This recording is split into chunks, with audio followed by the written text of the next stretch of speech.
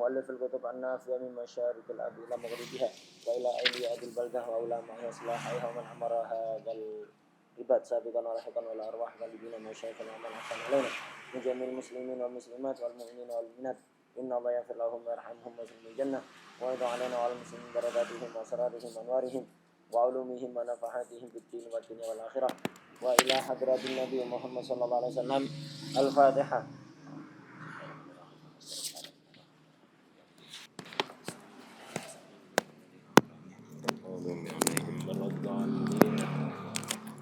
Bismillahirrahmanirrahim. Alhamdulillahirabbil wassalatu wassalamu ala sayyidina wa maulana Muhammad wa ala alihi wa sahbihi ajmain, amma ba'd. Qala al-muallif al-Imam Abdullah bin Abdurrahman Bafadal radhiyallahu ta'ala anhu wa nafa'na bi bilumihi wa bilumina wa bilumi sayri salihin fi darani amin ya rabbal alamin fi kitabih al-muqaddimah al-hadramiyah fi bab salatil musafir ila qawlihi wa yantahi safaruhu biwusulihi surawatanihi au umranihi ingkana ghaira musawwar. Ini musannaf akan menjelaskan hal-hal yang bisa memutus status musafir. Kita tahu musafir kalau safarnya tawil boleh jamak, qasar dan lain-lain. Nah, selama dia berstatus musafir, boleh jamak, qasar selama berstatus musafir. Kalau musafir status musafirnya putus, sudah tidak boleh jamak, sudah tidak boleh qasar. Nah, dengan apa safar itu putus? Kemarin kita membahas sejak kapan orang itu berstatus musafir. Saya orang misalnya tinggal di kota Pasuruan, mau pergi ke Jakarta. Lah, sejak kapan saya dihukumi musafir sehingga sudah boleh mulai jamak dan qasar? Itu kemarin sudah dibahas. Apa? Kalau kampungnya itu dipageri, kayak Sibam ada pagernya, maka status musafir dimulai sejak keluar pager. Ya, sejak keluar pager walaupun nempel dengan pagernya. Jadi misalnya kayak Sibam itu, satu kampung itu dipageri. Nah, saya keluar dari pintu gerbang, begitu keluar dari pintu gerbang sudah boleh jamak qasar di depan pintu gerbang situ. Yang penting tujuannya aja jauh. Lah begitu keluar dari, jadi nggak harus setelah nyampe tujuannya yang jauh untuk jamak qasar itu. Kayak kita dari Pasuruan mau ke Jakarta, udah dari kota Pasuruan masuk tol situ, mampir di Masjid Rest Area, sholat jamak qasar di situ nggak apa-apa. Nah, sudah, yang penting tujuannya jauh, nggak harus nunggu melewati 85 kilo dulu. Yang penting tujuannya segitu.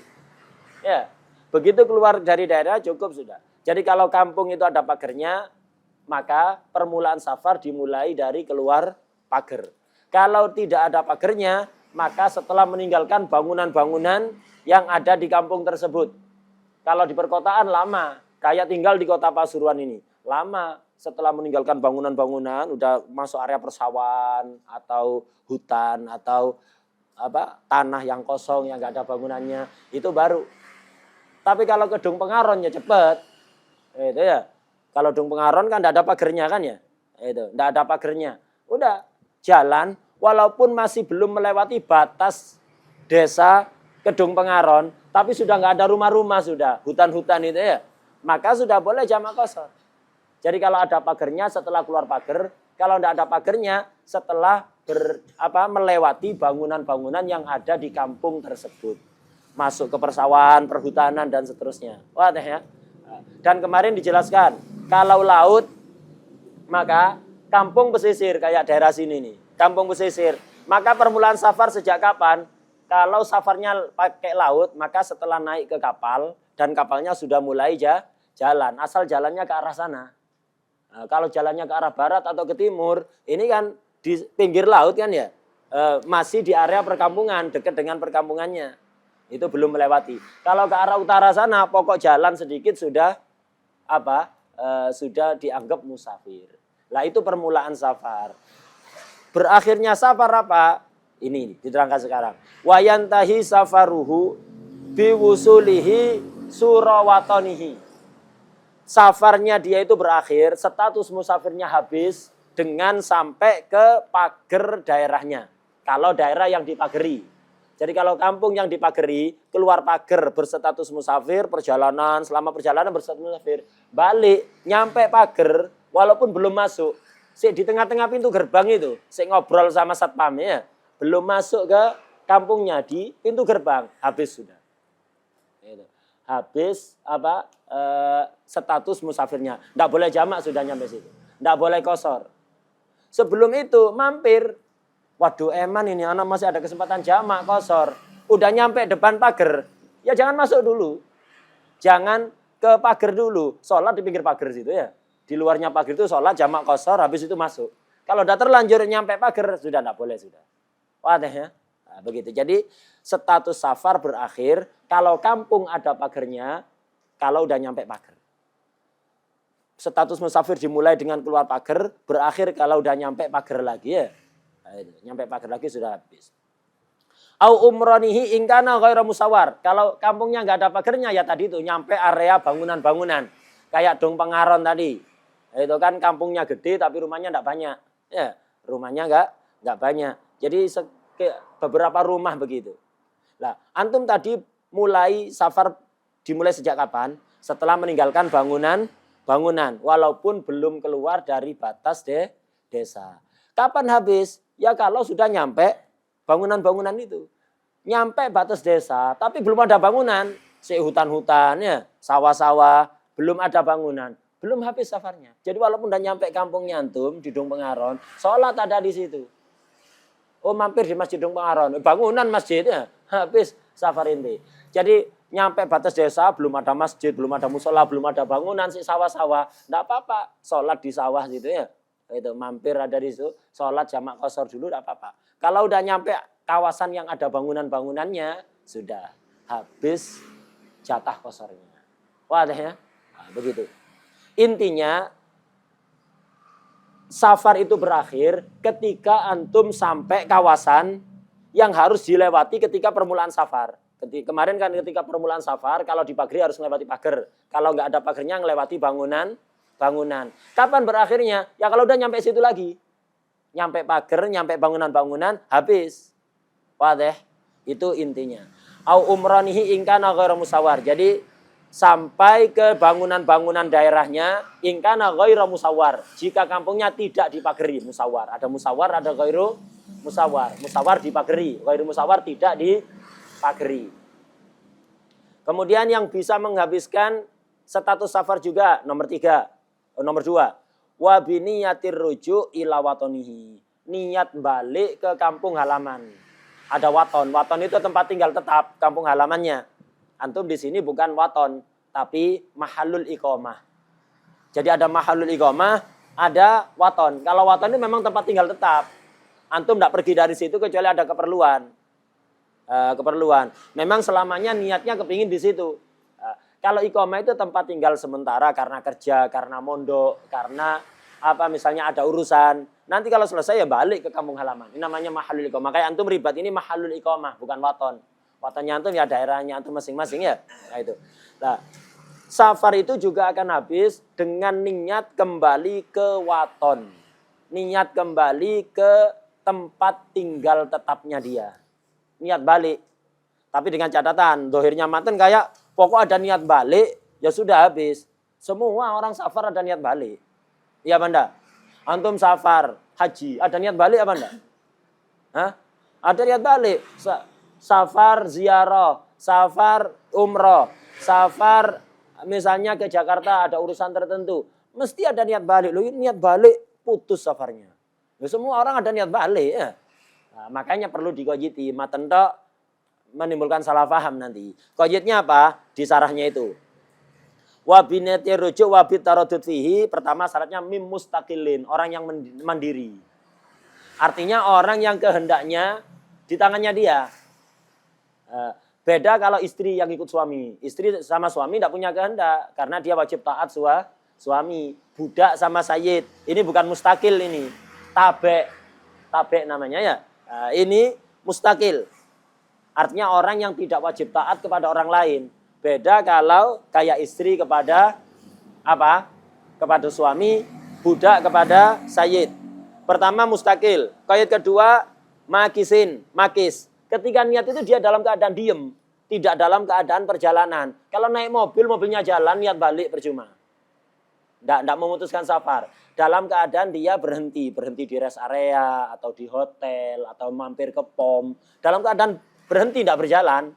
Itu berhenti ada di pom, di rest area, atau ke Alfamart, Indoh Marog, ya. Itu mampir, belanja dari situ. Diem ada di situ, niat, ada pikiran niat balik ke kampung halaman, putus.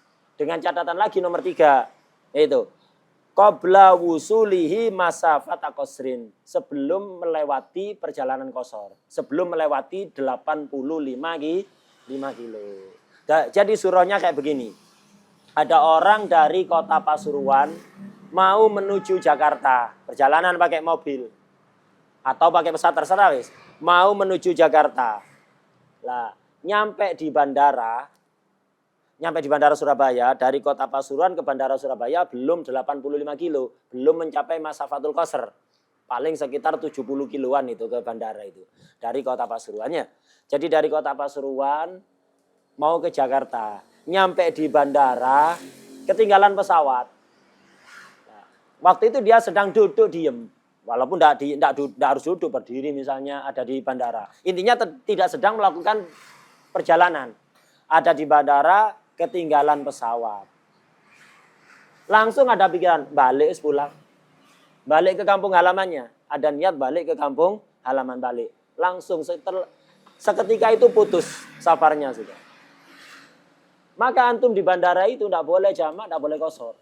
Karena safar antum putus. Dengan adanya niat itu. Antum mustaqil. Bukan istri yang ikut suami, bukan budak yang ikut sayyid.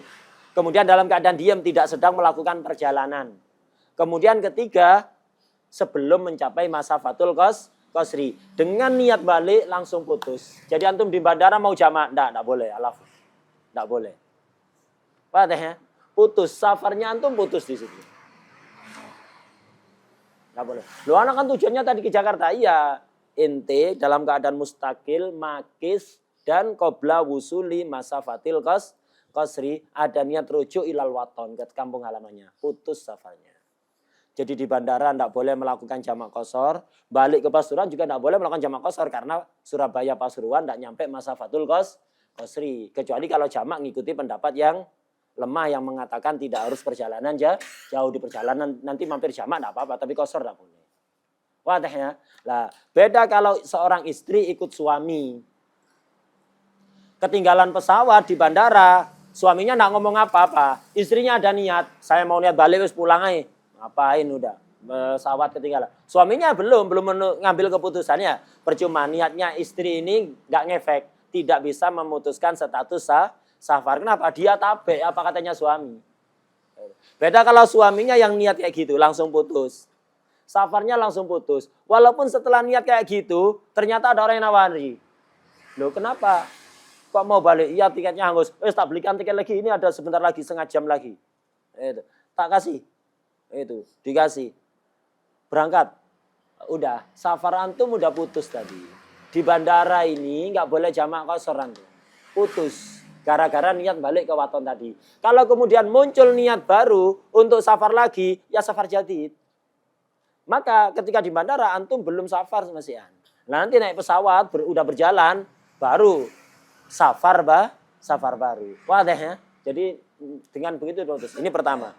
Kemudian itu tadi harus makis. Kalau sambil perjalanan enggak berhenti, ada niat balik ke waton, percuma enggak.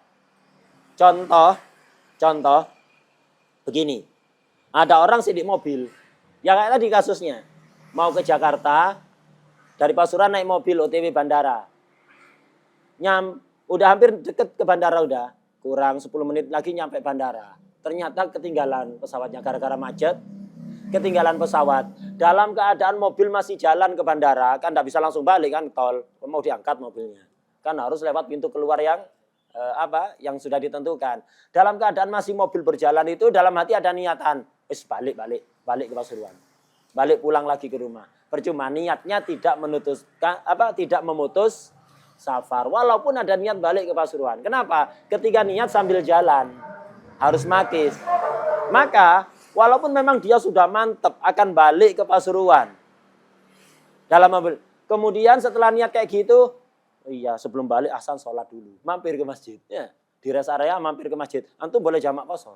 Perjalanannya deket dari Pasuruan ke Surabaya kan ya? Perjalanan dekat kok boleh qashar? Enggak, itu perjalanannya dari Pasuruan ke Jakarta. Lo kan udah niat baliknya nggak ngefek. Karena tadi ketika niat balik dalam keadaan apa? Berjalan. Kecuali ketika mampir di masjid itu masih ada niat balik lagi. Lah baru putus ketika itu ya. Kalau udah enggak jadi niatnya, ya sudah boleh mampir di situ. Jamak qashar. Wadah ya. Nah, jadi itu. Kemudian qabla wusulihi masafata qashar. Niat rujuk ke waton memutuskan safar kalau itu dilakukan sebelum mencapai 85 kilo. Beda. Kalau misalnya orang mau perjalanan dari Pasuruan ke Jakarta naik mobil. Udah masuk tol. Mau ke Jakarta ini mau naik mobil memang. Masuk tol. Sampai ke misalnya ke Jombang. Jombang udah mencapai masafatul qashar. Katakan udah 85 kiloan. Itu. Nyampe Jombang, dia mampir ke warung di situ makan. Lah tengah-tengah makan berubah pikiran. Kok kayaknya males mau melanjutkan perjalanan. Balik habis ke Pasuruan. Lah, dia statusnya mustakil, bukan tabe. Kemudian makis ketika makan di warung, di rumah makan dia makis.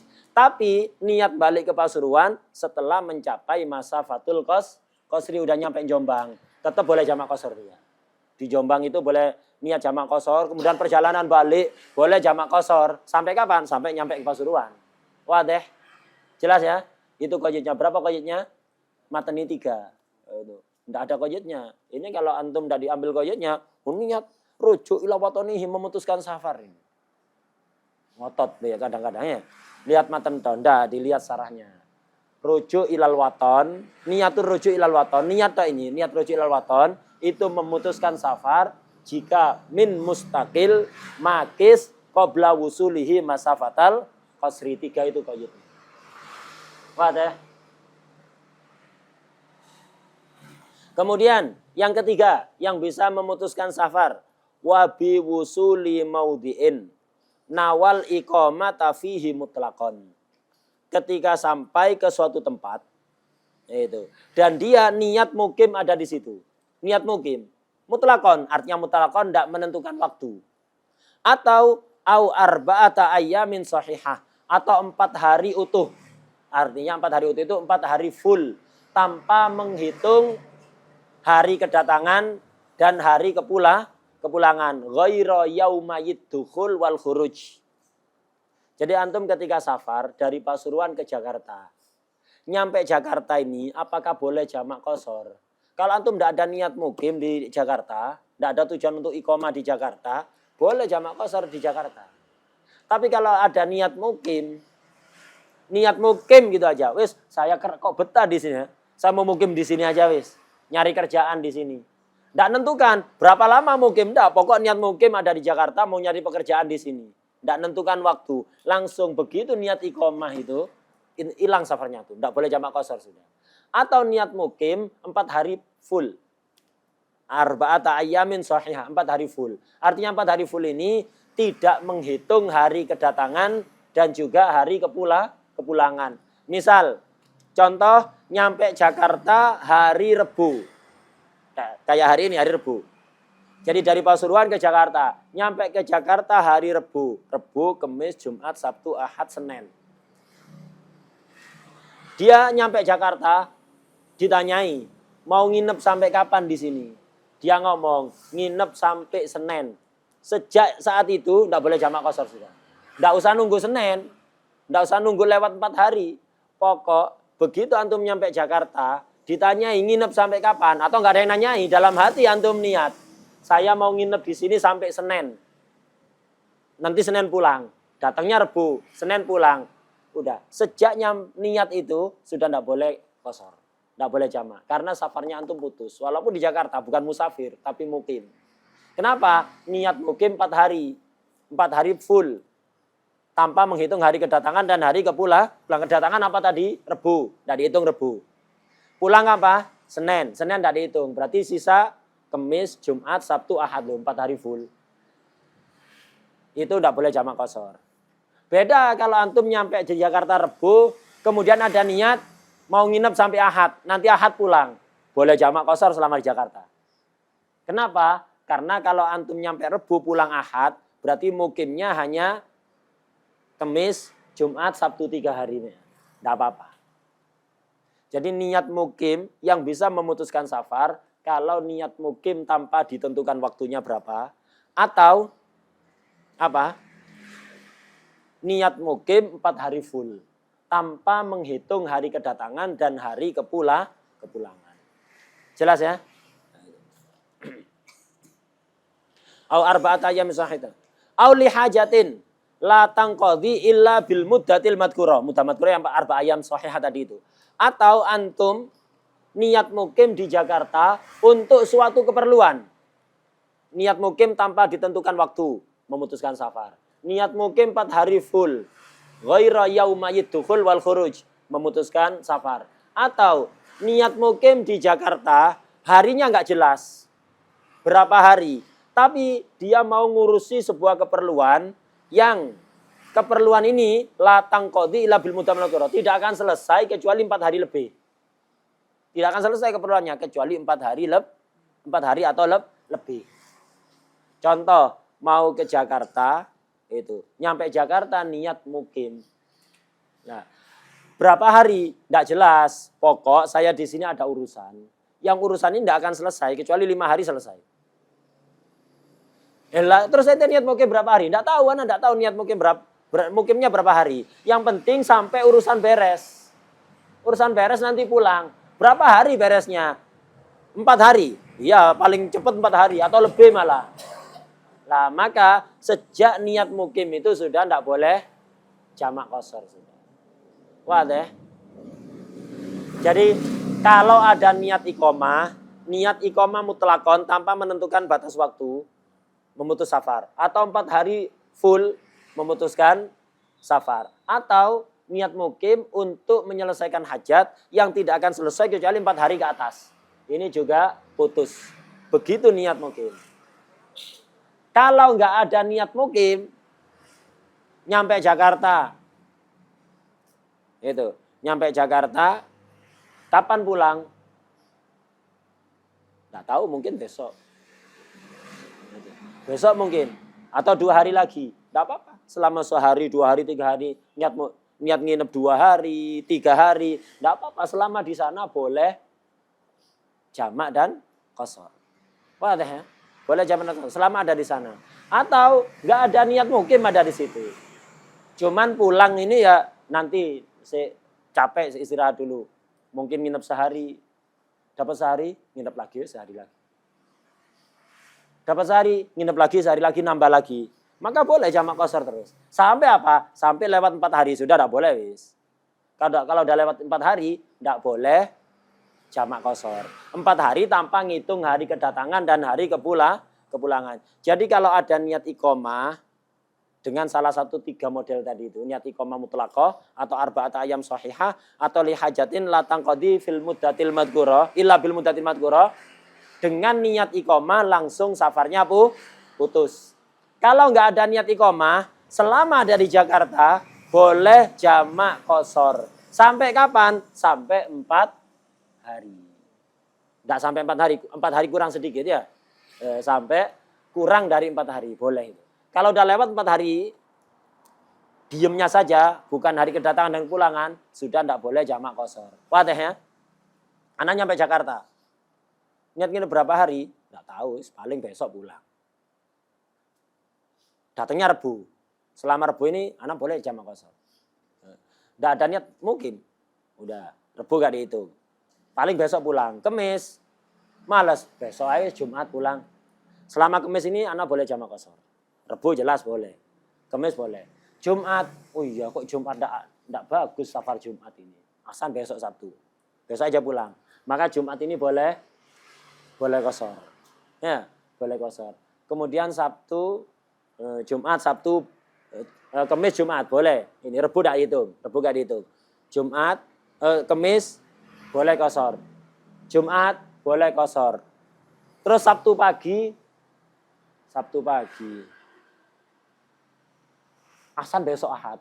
BI ada promo tiket pesawatnya. Nah, itu sekarang Sabtu kok mahal-mahal ini. Barangkali besok Ahad ada promo. Maka selama Sabtu ini dia boleh qashar. Ya. Ahad pulang, Ahad tidak dihitung. Berarti dia cuma 3 hari. Kalau sampai besok Ahad, kemudian berubah pikiran dia, Ahad buka Traveloka, lu kok sih mahal ini. Mungkin Senin besok promo, besok wis. Ya, besok lah udah. Ahad ini tidak boleh sudah. Karena berarti antum sudah niat mukim selama 4 hari tanpa menghitung hari datang dan pulang. Wadah ya.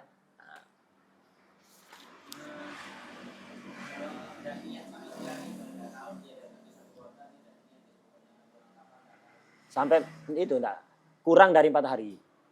Sampai 3 hari boleh jamak qashar. Kalau udah ngelewati 4 hari, enggak boleh sudah. Atau enggak niat. Lek niat, sejak niat langsung putus, enggak pakai nunggu 4 hari. Lek antum niat iqamah salah satu tadi itu, begitu niat langsung putus safarnya. Langsung enggak boleh jamak qashar. Tapi kalau enggak niat ya barusan itu. Boleh qashar jamak sampai 3 hari. Lewat 4 hari enggak boleh sudah. 3 hari 3 malam. Lewat 4 hari enggak boleh. Wadah. Nah, ada orang yang boleh jamak qashar sampai 18 hari. Apa ini? Orang yang datang misalnya dari Pasuruan ke Jakarta, punya urusan, ngurus visa. Ngurus visa ini keluarnya kapan? Ya tidak jelas. Tergantung mood kedutaannya ya. Kedutaannya ini enggak tahu, San. Kalau mood ya dikeluarkan cepat, kalau enggak diundur-undur, besok. Lah, enggak jelas. Ngurus visa di Jakarta, datang ke kedutaan negara tertentu, ngurus visa. Selesainya kapan enggak tahu. Hatananya pegawainya enggak tahu. Kapan kira-kira selesai, ditunggu aja. Ditunggu aja sampai kapan? Ditunggu aja. Saya juga enggak tahu. Tergantung mood duta besarnya ini, dubesnya ini ngasih ACC apa enggak, tergantung moodnya dia. Ya itu. Tidak jelas. Tapi ada kemungkinan tidak sampai 4 hari selesai. Ada kemungkinan tidak sampai 4 hari selesai. Mungkin 2 hari mungkin selesai, mungkin ditunggu 2 hari. 2 hari didatangi ke kedutaan, selesai belum. Kapan kira-kira 2 hari lagi selesai? Mungkin. Boleh nih. Selama di Jakarta ini boleh jamak qashar terus. Dapat 4 hari didatangi. Dapat 2 hari lagi, datangi lagi. Belum, sudah selesai. Belum. Kapan kira-kira? Coba tunggu 2 hari lagi, BE selesai BE. Terus kayak gitu, mungkin 2 hari. Maka orang kayak gini, boleh jamak qashar sampai 18 hari. Lewat 18 hari belum selesai, enggak boleh sudah. Loh, apa bedanya dengan yang tadi? Beda yang tadi itu. Ada urusan yang dipastikan selesainya 5 hari. Maka sejak nyampe Jakarta udah enggak boleh jamak qashar udah. Jadi ada orang, ada urusan di Jakarta. Ngurus perizinan apa begitu. Dan ma'ruf, kantor ini kalau ngasih izin mesti lama. Seminggu. Jadi antum datang ke Jakarta mau ngurus perizinan tertentu. Dan dipastikan ini selesainya 5 hari lagi. Maka sejak nyampe Jakarta, tidak boleh jamak qashar. Kenapa? Berarti antum niat nunggu hajatnya selesai kan? Padahal hajatnya dipastikan selesainya lebih dari 4 hari ke atas. Maka sejak nyampe Jakarta tidak boleh jamak qashar. Lah kalau yang ini yang boleh sampai 18 hari ini, tidak jelas selesainya itu kapan. Ada kemungkinan 2 hari lagi selesai. Setelah 2 hari ditangi, setiap hari begitu. Ada kemungkinan 2 hari begitu. Maka ini boleh jamak qashar sampai 18 hari.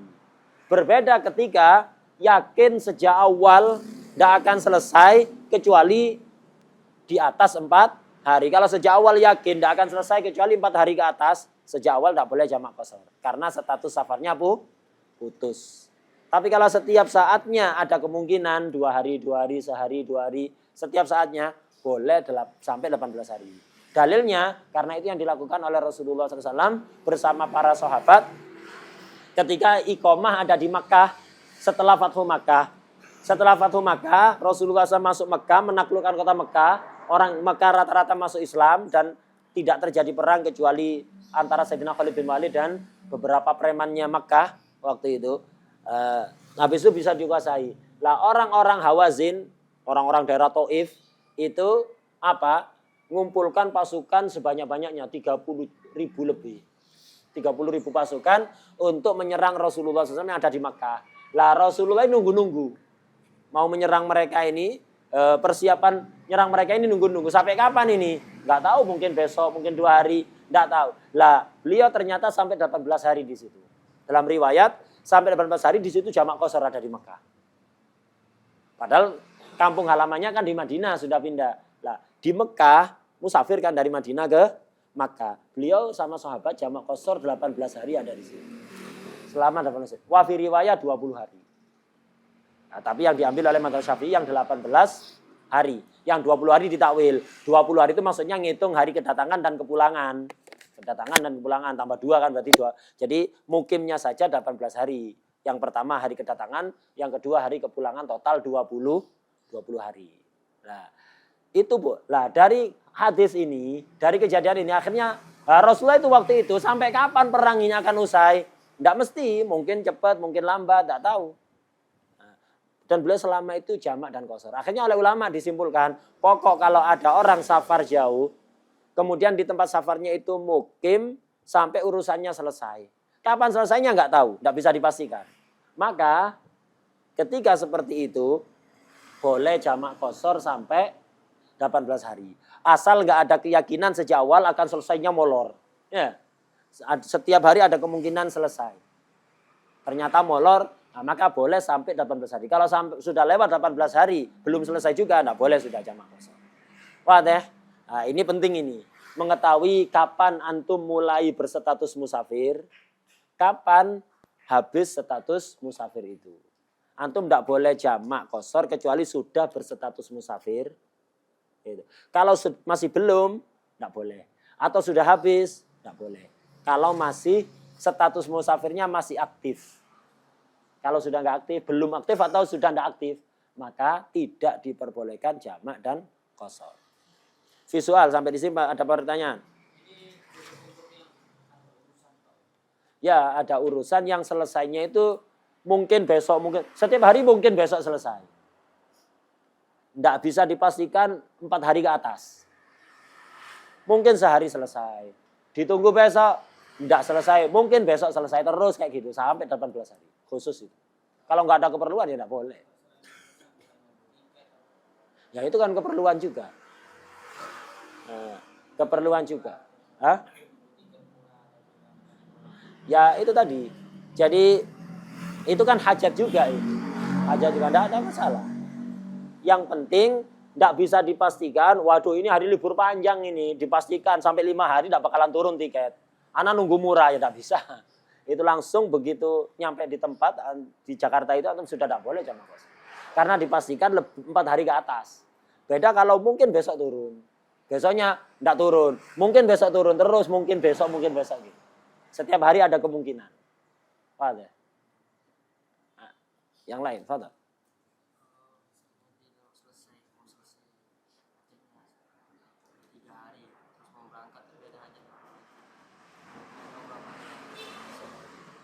Ya itu, maka boleh sampai 18 terhitung dari awal tadi.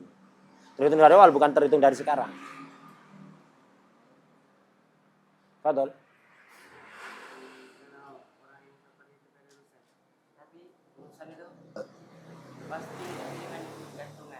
Apa?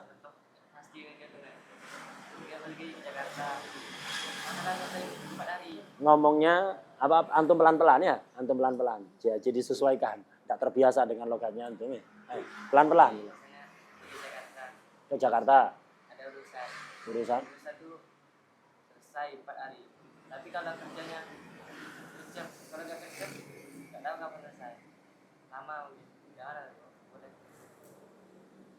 Contohnya apa? Hajat apa contohnya? Contohnya hajat apa contohnya misalnya, biar paham. Bisnis, ya.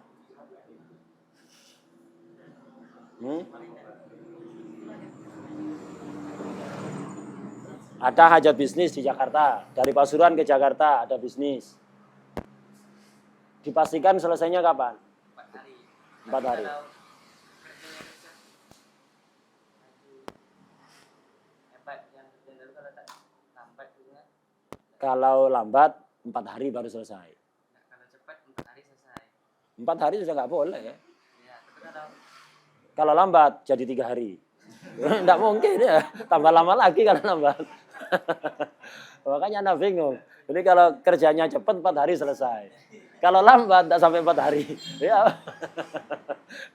Jadi kalau antum pastikan selesainya 4 hari udah nggak boleh. Sejak nyampe Jakarta udah nggak boleh kos. Putus safarnya sudah.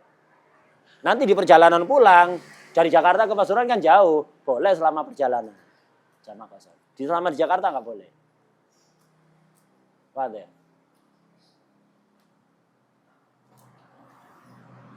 kalau yang satu Hah? SD 2 gitu. Beristri 2 kenapa? Jadi rumahnya Tempat tinggalnya 2. Waton itu tidak ditentukan dengan KTP. Ya. Waton itu nggak ditentukan dengan KTP. Ketika orang punya 2 tempat tinggal, ya sudah. 2 daerah itu sama-sama watonnya dia. Ketika sama, statusnya sama. Jadi misalnya dia memang 2 hari sini, 2 hari sini, 2 hari terus kayak gitu. 2 hari sini, 2 hari sini. Muternya kayak gitu. Ya watonnya 2. Nggak ditentukan oleh KTP. Oleh KTP nggak mungkin kan kayak gitu kan ya. Nggak ditentukan untuk jadi waton apa nggak ditentukan dari KTP. Nah, itu. Sebagian orang tempat tinggalnya sudah memang niat tinggal ada di Pasuruan, tapi KTP-nya masih di Surabaya nggak diurus. Maka watonnya dia Pasuruan bukan Surabaya. Jadi nggak mesti dengan KTP. Sebagian orang sengaja kayak gitu, KTP-nya nggak diurus. Males atau memang sering dapat bantuan kalau di Surabaya misalnya. KTP Surabaya sering dapat bantuan, Pasuruan jarang dapat bantuan ya, ditarik pajak kan. Sebagian orang gitu.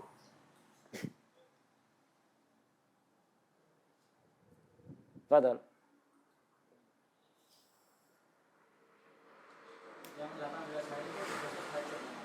Ya, ketika ada hajat yang selesainya serba mungkin setiap hari. Selalu mungkin.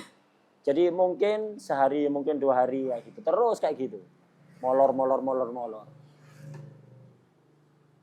Tapi nggak dipastikan sejak awal kalau selesainya 4 hari ke atas. Kalau sejak awal dipastikan 4 hari ke atas, langsung nggak boleh. Ini serba mungkin, setiap hari mungkin. Atau setiap 2 hari, atau setiap 3 hari. Maka boleh. Betul. Yang lain.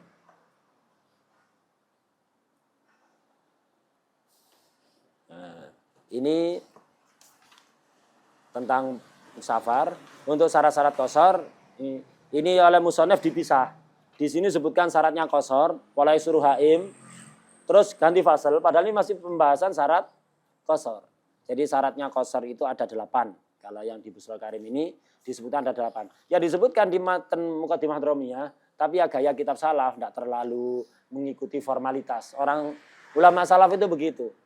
Jadi nggak terlalu terikat oleh formalitas. Yang penting manfaat. Mereka itu tujuannya mujarad nafa. Terserah komentar orang, ini nggak sistematis, kurang apa. Mereka nggak itu. Yang penting nafa. Makanya manfaat, walaupun kurang sistematis. Kadang bahasanya kurang mudah, kurang apa. Tapi tetap manfaat. Gara-gara niatnya. Niatnya memang naf'ul ibad. Ikhlas lillahi ta'ala linaf'il ibad. Makanya manfaat. Lah, yang baru-baru itu kadang-kadang lebih rapi, lebih mudah difahami, lebih rapi, lebih sistematis. Tapi kurang manfaat. Niatnya kurang bagus. Penataannya lebih bagus. Penataannya, kemasannya, itu pengaturannya lebih bagus, niatnya kurang bagus. Maka nggak manfaat. Lah orang dulu itu nggak terikat dengan itu, nggak begitu menghiraukan itu. Ini kurang bahasanya kurang bagus, kurang ini. Tapi manfaat. Itu. Ya, karena itu menunjukkan pentingnya niat. Nah, karena itu harus nomor 1. Kalau bisa dua-duanya ahsan. Ya sistematis, mudah difaham, ikhlas itu. Tapi nomor 1 niat itu nomor 1. Yang lain itu setelahnya. Nah, orang sekarang fokusnya bukan ke situ. Bukan ke niyahnya, yang lainnya. Dohirnya. Bukan niatnya. Padahal itu ukuran nafa itu.